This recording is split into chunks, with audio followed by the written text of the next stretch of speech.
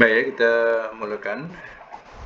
Hari ini kita teruskan pelajaran hadis. Hadis 930 ya. 930. Dah habis ya. 931. Okey, siapa nak mulakan baca? Silakan.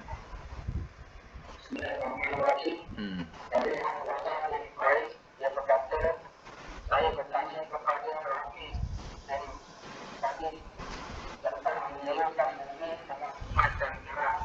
Maka yang berkata dengan salah adalah orang yang Allah Tuhan bersama menyewa bumi dengan penanganan yang kumpul dari jalan yang pernah dipaksa-paksa semuanya dan dengan beberapa macam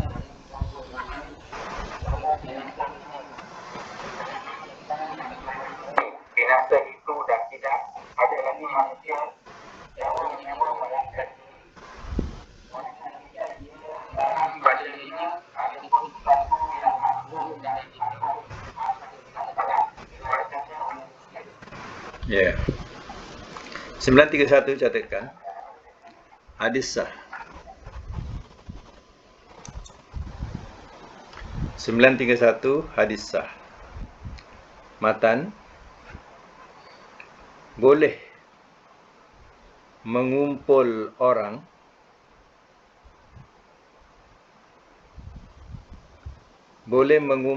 orang bekerja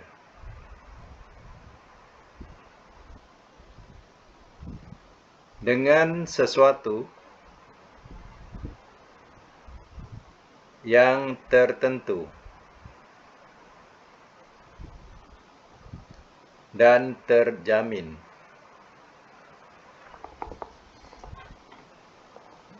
Hukum sebagai satu ketentuan.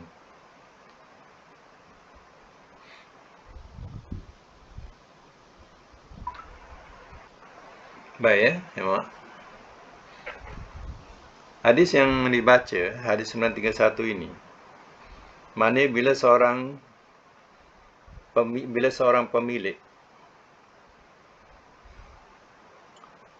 pemilik ladang contohnya mengupahkan pengusaha ladangnya atau sawahnya kepada orang lain, dan kemudian si pengusaha itu mengalirkan air ke sawah atau ladang dari selokannya, tetapi kemudian merosak tanaman-tanaman yang dilalui air tadi, maknanya merosakkan tanaman orang lain, maka kerugian atas kerosakan tanaman itu menjadi tanggungjawab orang yang mengalirkan air, atau sesuai dengan kebiasaan yang berlaku di suatu tempat.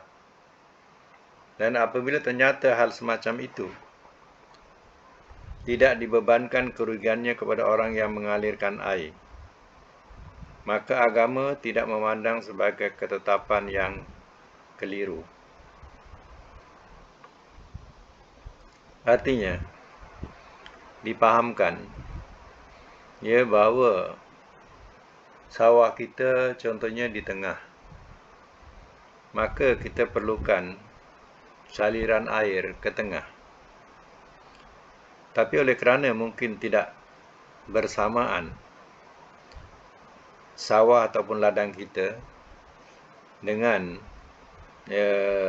ladang-ladang yang lain, maknanya tidak sama dalam segi cucuk tanamnya, mungkin kita terkemudian, maka kita pun membuat saliran air daripada sungai tadi membawa kepada sawah atau ladang kita. Jadi seandainya dengan saliran yang kita buat tadi telah merosakkan tanaman-tanaman ladang-ladang orang lain yang lebih dahulu ditanam, maka hal ini orang yang memiliki ladang itu, pemilik ladang itu ataupun penyewa ladang itu bertanggungjawab. Sebab dia sudah merosakkan tanaman-tanaman orang lain. Itu yang dimaksudkan. Tapi boleh. Maknanya dalam hal ini, boleh mengerahkan berapa ramai pekerja untuk bercucuk tanam dengan syarat hendaklah dijadikan sesuatu yang terjamin. Terjamin tadi dengan upah dia, ada upah dia, mana terjaminlah. Jangan kita perah peluh mereka atau keringat mereka, tapi tidak ada upahnya.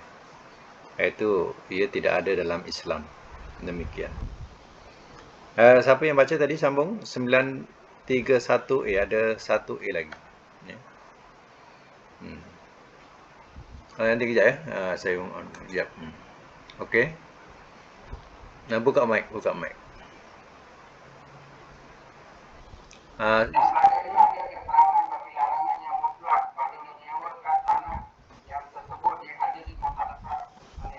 Ya. Baik, sama ya. Dia punya hukum samakan dengan tadi.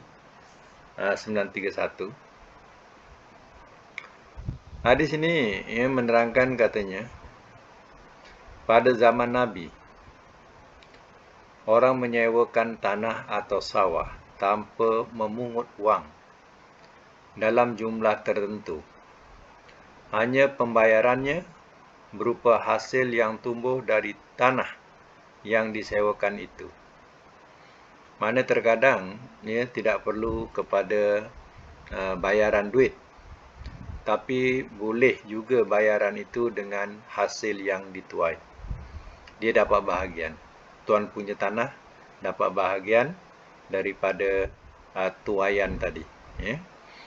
Apabila pengaliran sawah itu melalui selokan, maka tanaman-tanaman yang tumbuh sepanjang perjalanan itu, apabila menghasilkan dapat dibayar kepada pemilik tanah. Ini berarti sewa tanah itu jumlahnya tidak tertentu, kerana boleh jadi tanaman di tempat itu tumbuh dengan baik, tetapi terkadang rosak. Jika tanamannya rosak, maka pemilik tanah itu tidak mendapat bahagian apa-apa. Ini berdasarkan kepada riwayat Bukhari dan Muslim. Ia merupakan satu ketentuan yang melarang adanya penyewaan tanah dengan cara tidak jelas. Tapi apabila penyewaan tanah dengan jumlah wang yang jelas, hal semacam ini tidak dilarang oleh agama.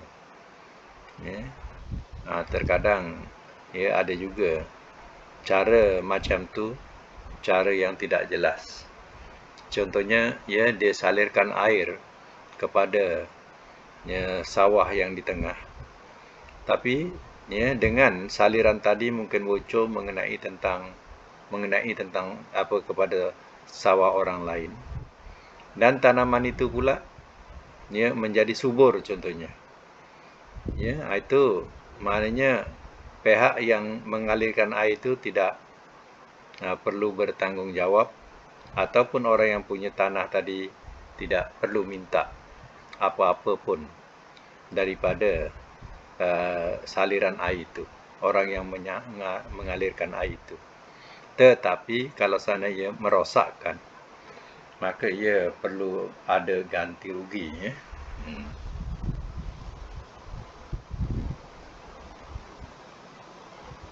Baik, kita teruskan hadis 933. Bab ni panjang, jadi kita baca lagi. Dari Sabit. Okey, silakan siapa nak baca? Silakan. Dari Sabit bin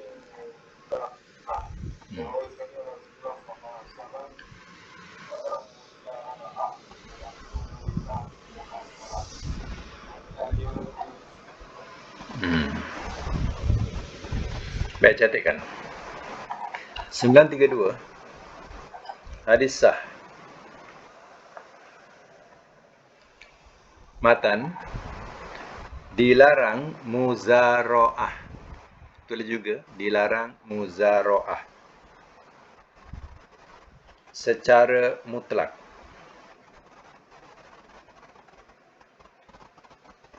Tetapi tahsisnya, tulis juga tahsisnya, bracket penghususannya ada di hadis 931.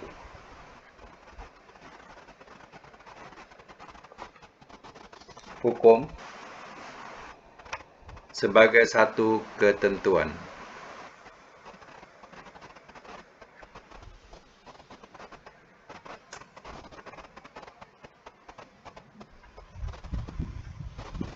Baik, boleh letak satu nota. Muzaro'ah ialah nota.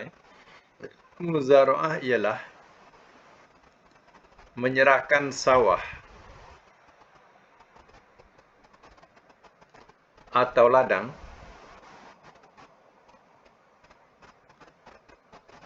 kepada pengusaha dengan ketentuan bagi hasil atas buah-buahan atau tanaman yang tumbuh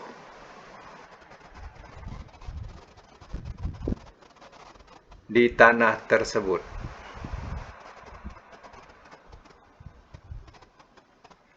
Itu muzaro'ah. Yang kedua, mu'ajarah. Yang ada dalam hadis ni, mu'ajarah. Mu'ajarah ialah menyewakan tanah atau sawah atau ladang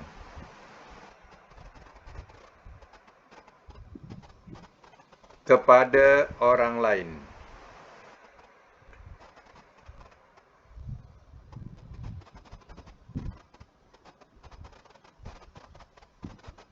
Itu makna mu'ajarah. Ya.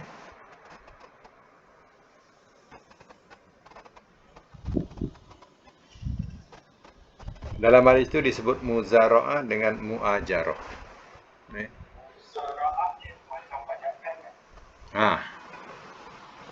Macam pajakan. Sebenarnya duit pun boleh. Tapi kalau seandainya tidak duit, janji dengan hasil. Ya, sebab orang-orang dulu kadang dia tak janji kepada duit, dia janji, ya, duit tak tentu lagi. Dia janji kepada hasil. Ya. Tapi janji kepada hasil tu kena ada persetujuan lah. Seandainya ya tanaman itu menjadi. Kalau tanaman itu tidak menjadi, tuan punya tanah tak ada tanggung. Tak ada tanggung jawab lah. Ya, itu urusan sendiri. Okey, kita teruskan lagi 933. 933. Silakan.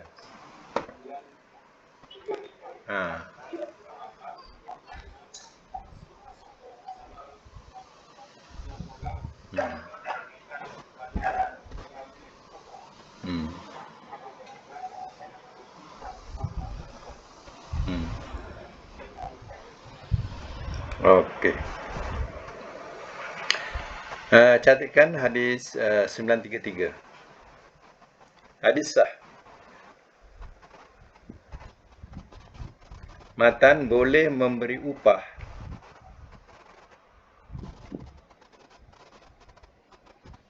kepada tukang bekam.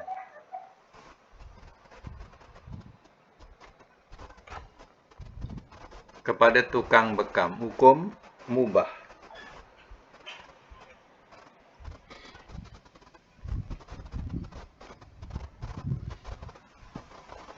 Ya, ini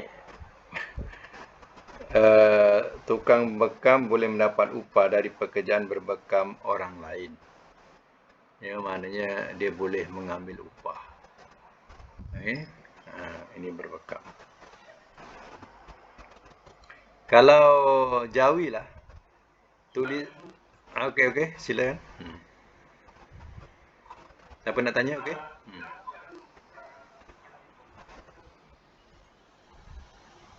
Ya, maksudnya di sini aha,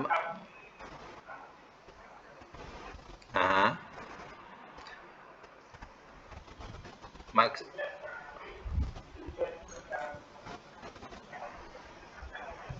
okey.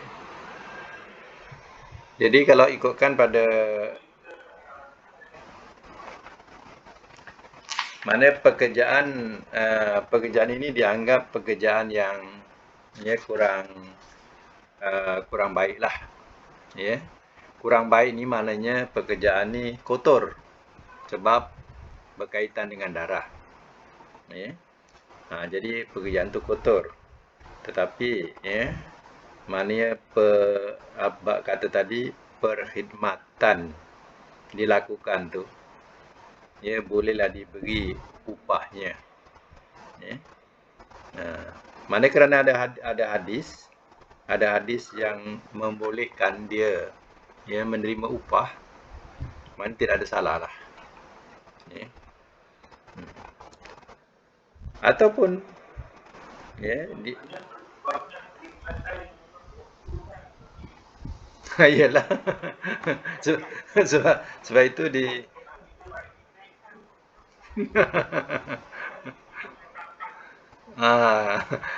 kalau kejut toilet, bersihkan toilet lagi kotor.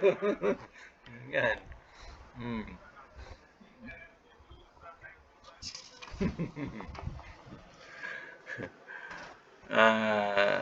Itu mana betul lah tu ya.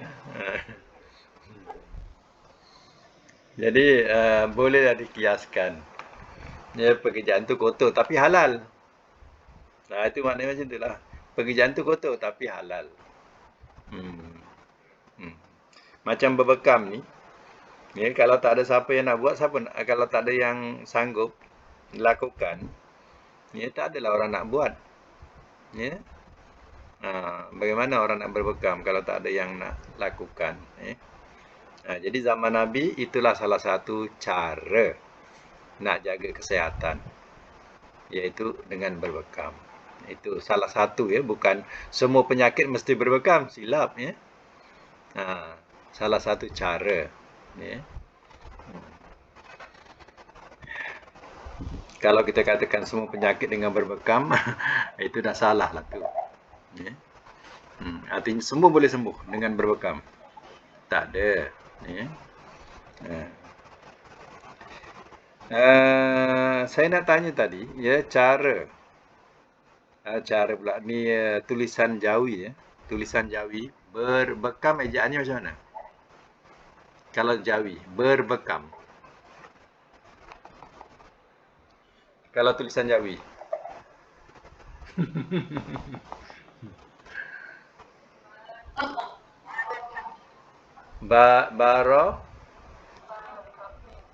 Baro kap mim, berbekam. Ya. Ya. Baro kap mim. Jadi, ya, dulu ya semasa saya belajarlah. Ya.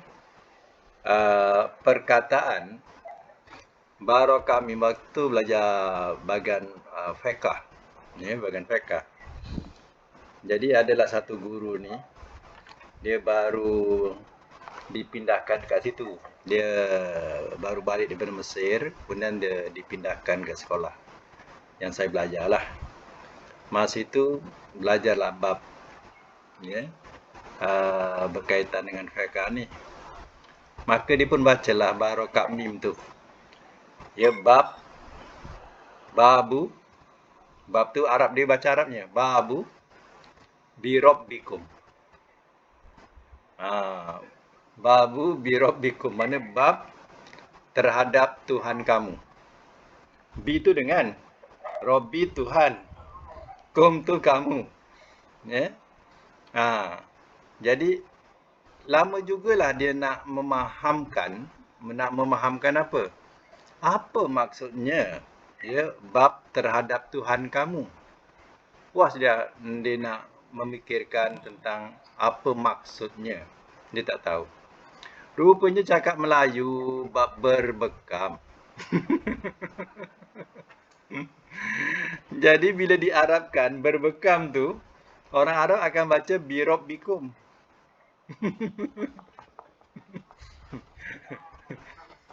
Orang Arab kalau dia bariskan, dia akan baca berbekam tu bunyinya birabbikum, bukan berbekam.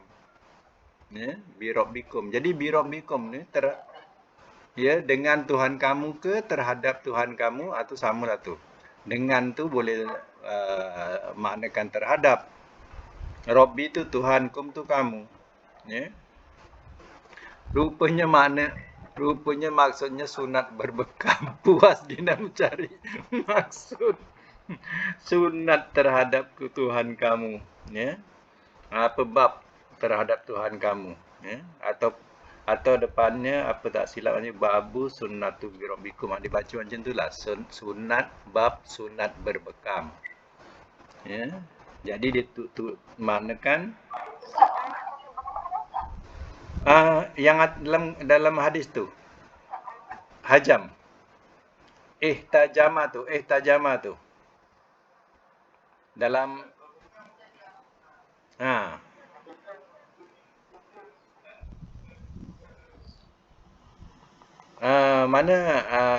dalam bab fiqh dikatakan sunat berbekam. Sunat. Bukan harus, tapi disebut sunat berbekam. Ya. Mana bukanlah satu berdosa. Kalau tak buat tu berdosa, tak. Tapi hanya sebagai satu perbuatan sunat. Ya.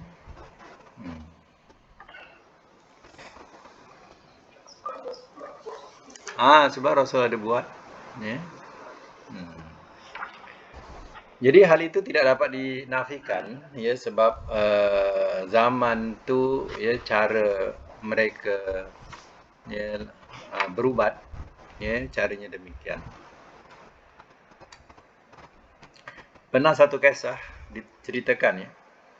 diceritakan bahawa seorang perempuan Yahudi dia menjemput dia menjamulah Nabi dan para sahabat. Dia dijemput. Ya. Nabi dan para sahabat dijemput. Pada masa itu, ya, Nabi berniat baik atau bersangka baik. Kemudian bila dia makan, mana dia panggangkan seekor kambing. Lalu makanlah para sahabat dan juga Nabi. Setelah makan, Rasul kata kepada perempuan Yahudi, sebab Rasul terasa semacam.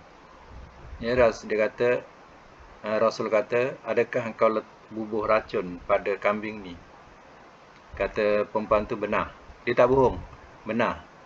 Kenapa? Kerana kamu bubuh. Saya nak tahu kalau engkau sebagai seorang Rasul, engkau tak akan mati.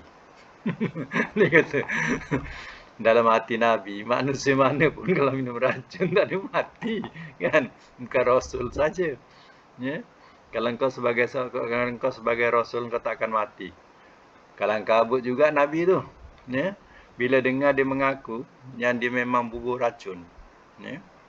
Lalu Rasul punya perintah masa itu, ya, suruh berbekam. Masing-masing berbekam. Itulah salah satu daripada mereka mengelakkan daripada keracunan. Mereka berbekam. Jadi masing-masing pun berbekam. Itu satu kisah yang benar mengenai tentang cerita Rasulullah SAW.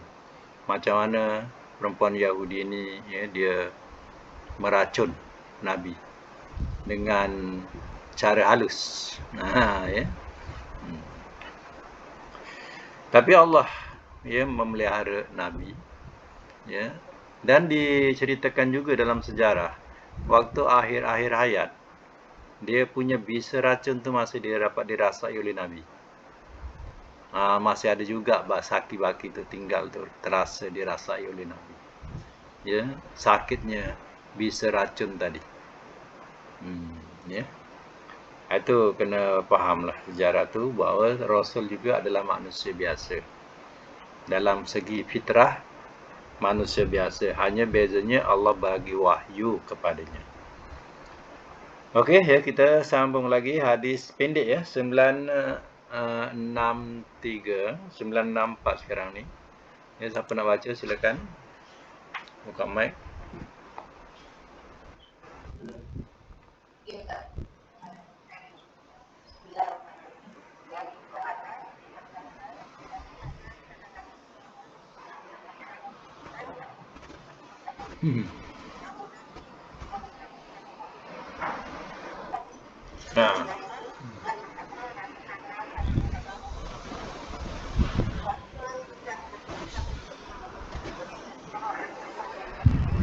Ya.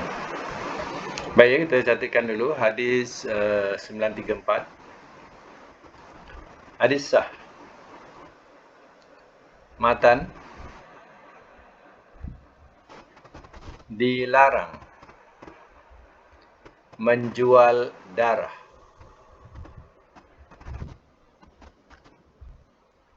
Dalam braket, salah satu usaha tukang bekam. Dalam braket ni, salah satu usaha tukang bekam. Hukum haram.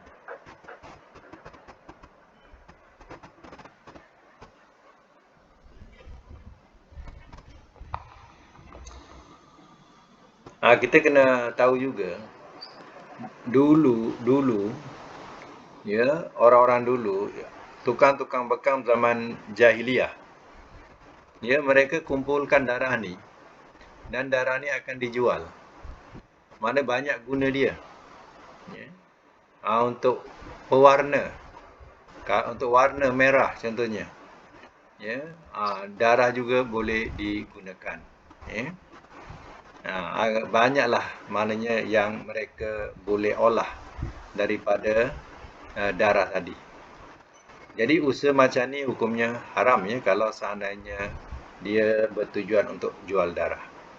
Baik, apa yang dimaksudkan dalam hadis ini selain daripada maksud itu, iaitu pekerjaan, kata Rasulullah SAW, pekerjaan berbekam, ya, al-hajjami, al-hajjam tu berbekam, habis, kotor, adalah kotor. Ya, pekerjaan berbekam adalah pekerjaan yang kotor. Tetapi hadis ini bertentangan dengan hadis sebelumnya pada nombor 933. Oleh kerana itu, yang dimaksud dengan kotor di dalam hadis ini bukanlah suatu pekerjaan yang haram. Ya, pekerjaan bekam ni bukan haram. Tetapi suatu pekerjaan yang kebanyakan orang pandang tidak baik atau menjijikkan, ya, sebab berkaitan dengan darah. Pandangan orang bahawa pekerjaan berbekam itu menjijikkan oleh agama tidak dipandang sebagai perbuatan yang tercela. Walaupun orang pandang, jijiklah, contohnya lah. Ya, tapi itu tidak tercela. Ya, perbuatan itu tidak tercela dalam agama. Ya. Samalah dikiaskan tadi, pomen pun kotor. Ya. Orang kata, alah malah kerja pomen ni kotor. Macam itulah bahasanya. Ya. Tapi adakah pekerjaan itu haram? Tidak.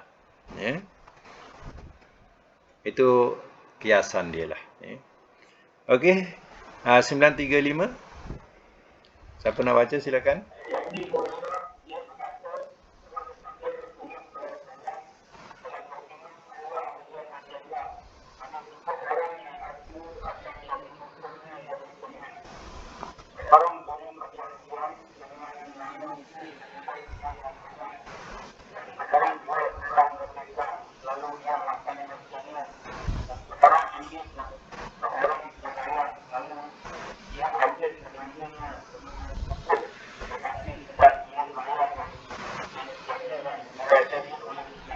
Gajinya, ya.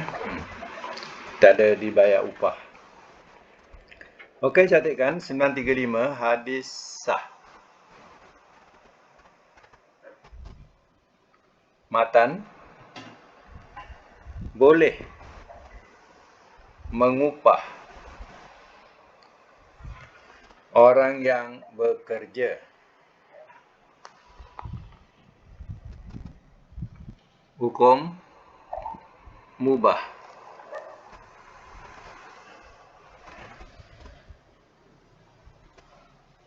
Baik, ya, hukum mubah. Baik, hadis ini diterangkan ada 3 golongan, ya.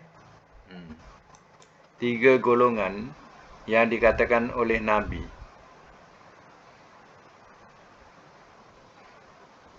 Ada 3 orang yang menjadi musuhku. Tapi ayat ni kita kena tengok hadis ni. Qala Allahu azza wa jalla. Berfirman Allah azza wa jalla. Jadi hadis ni hadis qudsi, ya. Kena tahu sebab di dalam hadis ni ada firman Allah. Jadi hadis ini tak semua hadis qudsi ni sahih, yang salah faham. Sebab hadis qudsi bukan Al-Quran. Dia juga mempunyai darjat-darjat sahih, dhaif dan lain-lain darjat. Dia sama dengan hadis biasa juga, walaupun di dalamnya firman Allah. Tapi kita yang nak pakai, nak pakai ialah hadis-hadis yang sanadnya sahih atau riwayatnya sahih. Contohnya di sini adalah riwayat Muslim. Dalam hadis ini Allah berfirman, azza wa jalla katanya berfirman, 3. Ada 3 orang yang jadi musuhku di hari kiamat. Pertama, seorang yang bersumpah dengan nama Allah dalam berjanji kepada orang lain, dia sebut wallahi tallahi, besok aku mesti bayar. Dia bersumpah, tetapi ternyata khianat, besoknya tak ada pun dibayar. Contoh, dan lain-lain lah. Maknanya setiap kali dia berjanji, dia akan menggunakan kalimah Allah, bersumpah, meyakinkan orang. Kena ingat, dalam Al-Quran, orang yang suka bersumpah zaman Nabi ni, yang suka bersumpah siapa? Orang munafik. Kalau cakap, sikit-sikit bersumpah. Ini orang munafik. Baik, nombor 2. Seorang yang menjual orang merdeka menjadi hamba. Kemudian hasilnya, penjualan itu dimakan. Mana dia ambil hasilnya. Seorang yang menjual orang merdeka menjadi hamba, kemudian dapat hasil itu dimakan. Ini juga adalah musuh Allah. Yang ketiga, seorang yang menjadikan orang lain sebagai pelayan atau buruh atau pegawai, sedangkan si pegawai telah bekerja dengan baik, tapi tidak dibayar gajinya. Jadi, ini 3 ni adalah musuh Allah azza wa jalla pada hari kiamat. Jadi musuh Allah. Jadi dah dibagi tahu awal-awal, berkaitan dengan hal ini. Dahlah memerah keringat orang lain, tetapi tidak dibayar upahnya, tidak digaji, itu satu perbuatan yang terlarang. Baik, kita teruskan lagi. Hadis 936. Okey, siapa nak baca? Okey.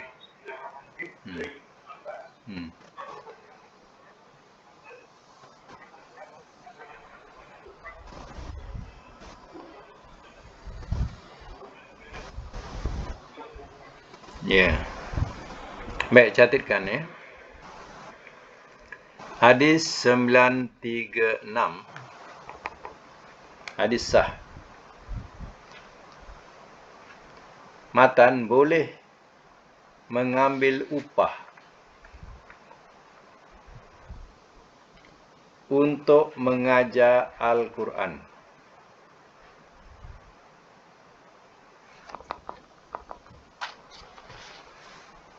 hukum mubah.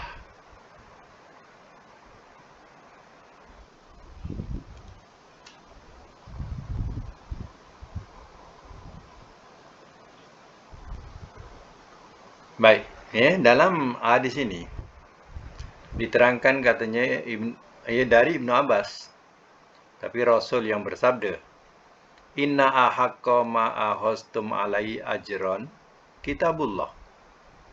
Sesungguhnya yang paling patut apa yang kamu ambil upah ke atasnya adalah kitab Allah, yaitu Al-Quran. Maksudnya apa? Mengajar Al-Quran kepada orang lain lebih patut untuk memperolehi bayaran atau gaji.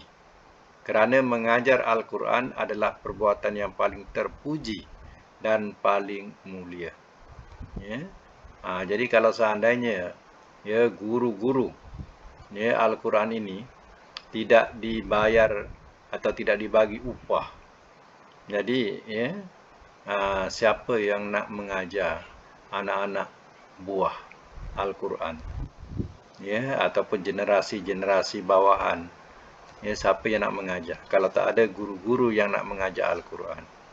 Jadi memang patutlah kalau guru-guru Al-Quran itu diberi upah, diberi gaji, supaya anak generasi akan datang tidak buta Al-Quran atau dikatakan celik Al-Quran. Jadi oleh kerana hadis ini sahih riwayat Bukhari, maka dibenarkan. Okey, saya silakan.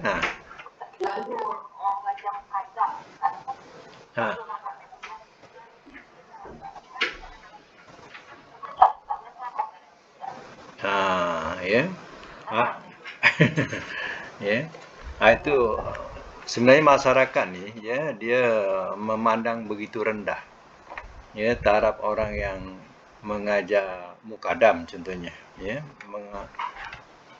menganggap begitu rendah. Sedangkan kalau orang faham patutnya diberi upah yang lumayan, yang boleh memberi kesenangan kepada kehidupannya.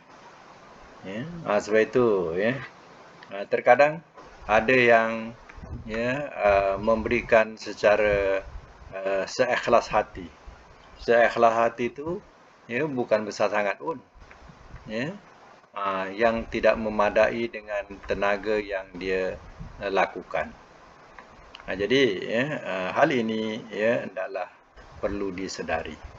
Sebab itu terkadang kalau seandainya ada tempat-tempat yang dikatakan ramai anak-anak, tidak ada siapa yang nak mengaji. Contoh tak ada yang siapa mengaji, maka dipikir-pikirkanlah siapa yang ada rezeki lebih tu, beri upah kepada seseorang yang sanggup nak mengajar, mengaji, maka biar dia mengajar. Dan jangan mengambil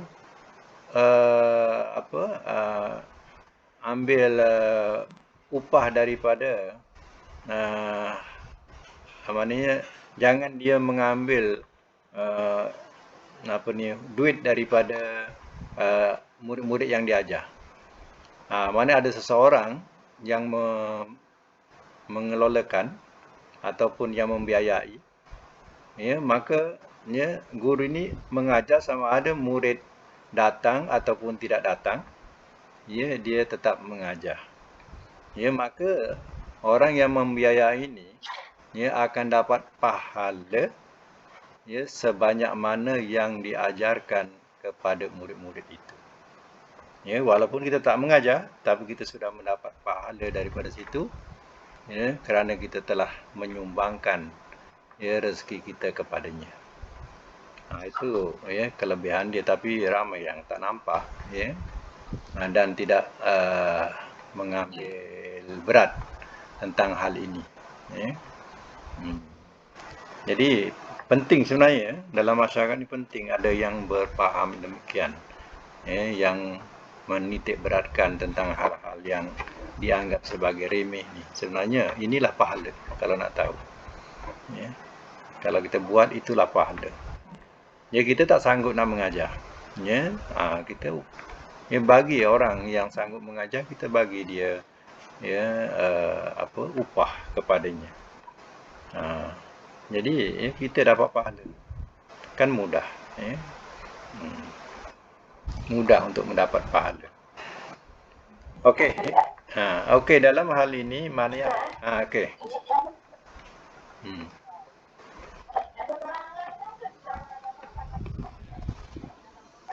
Ha.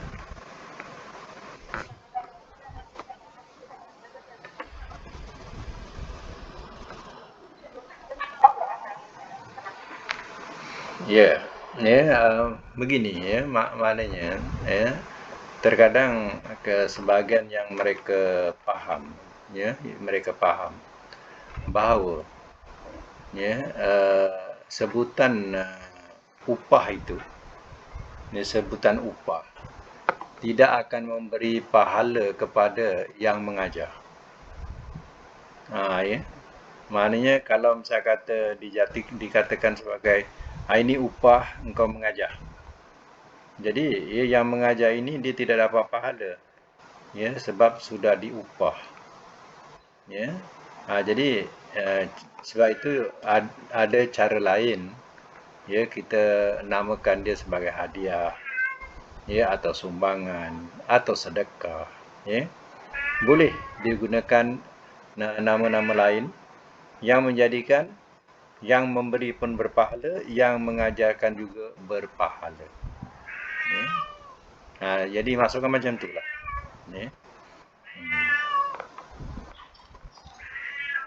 Tapi kalau seandainya dia memang saya nak mengambil upah baca Quran, dia sendiri yang minta macam tu, mana terpulang kat dia lah. Terpulang kat dia. Sebab dia sendiri yang nak mengambil upah mengajar Al-Quran, mengajar mukadam contoh. Ada terpulang kat dia. Yang dilarang, ini ada juga yang dilarang, kena faham. Yang dilarang ni, kita mengambil upah daripada bacaan Al-Quran. Contohnya, ada di Seremban ni lah. Di Seremban ni. Ada seorang tu, dia menunggu-nunggu waris datang. Ziarah kubur. Ataupun yang baru meninggal. Ada yang baru meninggal. Dia akan bertemu dengan waris yang meninggal ni. Mau tak saya bacakan Al-Quran ini untuk si mati. Dia letak harga. 1 juzuk harga sekian.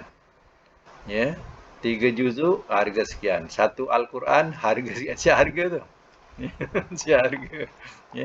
Ini adalah terlarang.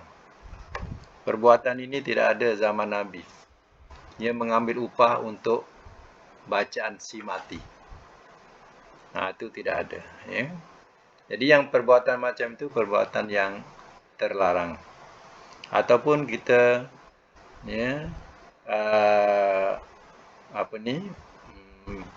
minta sedekah dengan kita membaca Al-Quran di pasar-pasar di mana orang ramai berkumpul. Kita baca Quran dengan tujuan untuk minta sedekah. Jadi di sini merendahkan kalam Allah. Merendah-rendahkan kalam Allah. Jadi tidak boleh dibuat demikian. Jadi rendah sangat kalam Allah ini untuk tujuan itu. Itu jangan buatlah. Okey, kita teruskan lagi. Ada masa lagi. Siapa nak baca 937? Silakan.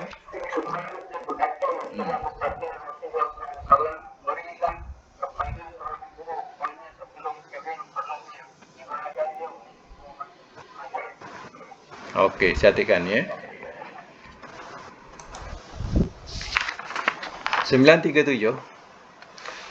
Kena baca habis lah. Okey, kita apa? 937 dulu. Catatkan dulu. Hadis boleh dipakai. Matan dianjurkan membayar upah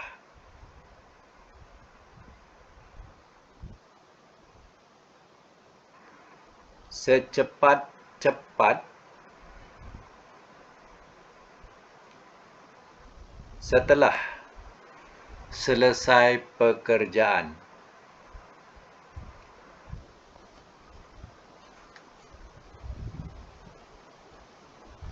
Hukum lil irsyad.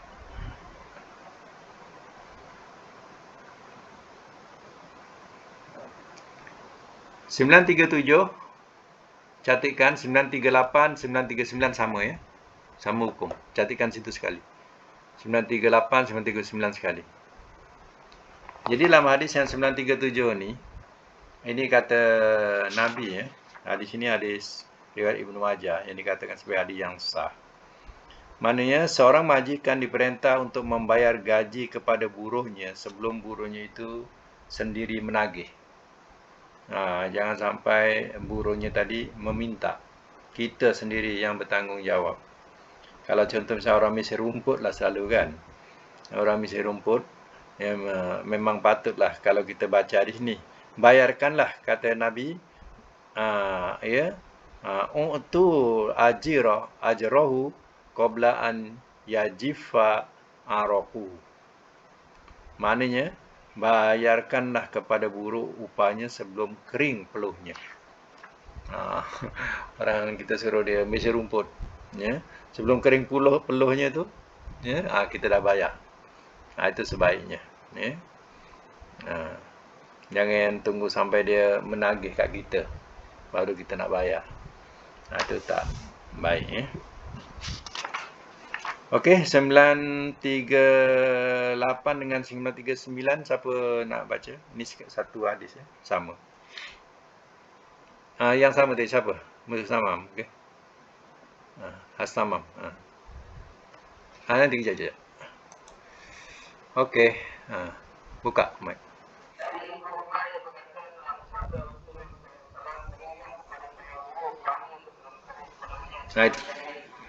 Itu dah kan?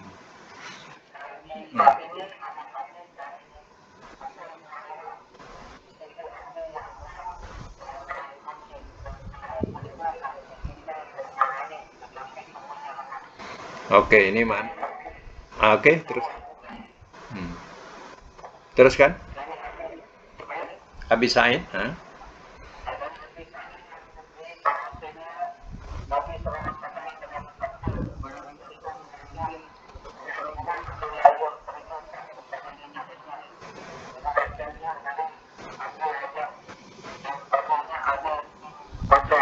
in kita.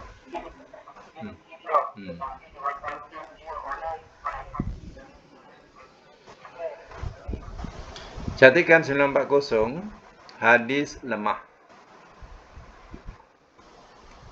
Matan diperintah menentukan upah bagi orang yang bekerja.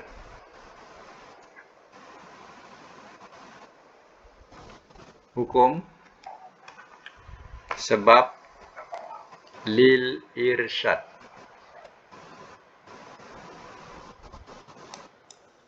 Sebab lil irsyad. Lil irsyad ni untuk pimpinan ya. Hadis ini adalah hadis lemah, tetapi hadis ini ya boleh dijadikan sebagai satu pimpinan sebagaimana hadis 937. Mana seorang yang mengangkat atau meminta orang lain untuk mengerjakan pekerjaannya atau menjadikan orang lain sebagai pelayan, pegawai atau buruhnya, maka ia wajib menerangkan kepada buruh itu atau pegawai besarnya atau pegawainya besar atau kecil gajinya yang akan dibayar kepadanya.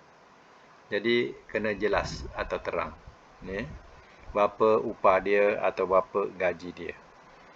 Itu maknanya lil irsyad, untuk pimpinan supaya tidak timbul apa-apa pada kemudian harinya. Jadi bila ada ketentuannya kan jelas, ya, atau dikatakan lil irsyad, untuk pimpinan, ya.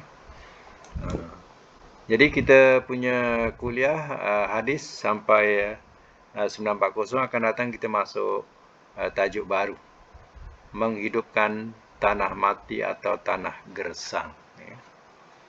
Itu pada bab baru nantilah, ya. Babul ihya'il mawati, bab menghidupkan tanah-tanah yang mati, ya, atau tanah gersang.